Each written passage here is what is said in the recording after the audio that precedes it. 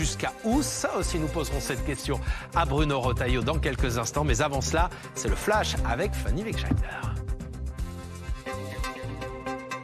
Bonjour Guillaume, bonjour à tous. À la une aujourd'hui, cambriolage, menace d'effondrement et maintenant inondation. La série noire se poursuit au musée du Louvre.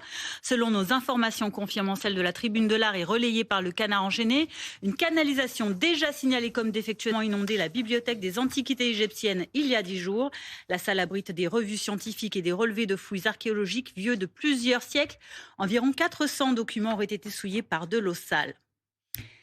La police blesse et tue. Non à l'état policier ou encore on dégage le RN. La préfète de la région Auvergne-Rhône-Alpes saisit la justice après l'affichage hier soir de ces messages lumineux anti-police et anti-Rassemblement national en pleine fête des Lumières.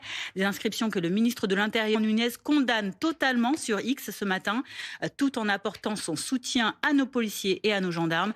À notre micro, la préfète annonce une revendication de l'extrême gauche. Écoutez. Le soulèvement de la terre vient de revendiquer cette opération. C'est très clairement une opération d'extrême gauche.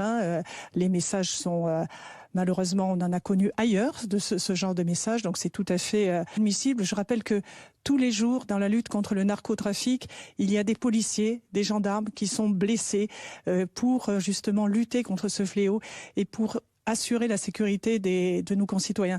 C'est indigne, c'est pas ce que les citoyens veulent et c'est vraiment contraire à tout ce qui est les valeurs de notre nation.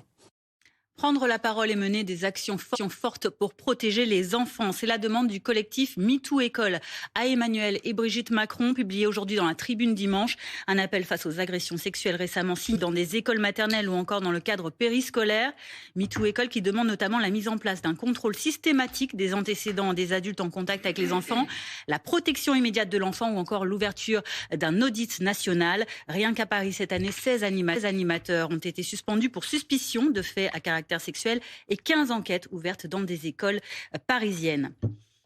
Attention à ce risque d'avalanche aujourd'hui dans les Alpes. 4 départements sont en vigilance jaune. La Haute-Savoie, la Savoie, l'Isère et les Hautes-Alpes. Un risque lié à un gros redout en montagne ce dimanche. Météo France qui vous invite à la prudence. Plus généralement, les températures grimpent avec cet air subtropical en provenance des Açores. On est à 6 à 8 degrés au-dessus des normales. Regardez cet après-midi notamment 16 degrés à Paris, 11 à Grenoble, 15 à Lille et une vingtaine de degrés dans le sud-ouest avec même des pointes à 21 à Perpignan ou encore à Biarritz. Tout de suite, c'est BFM Politique. Guillaume Daré reçoit le président des Républicains et ancien ministre de l'Intérieur, Bruno Retailleau. À tout de suite.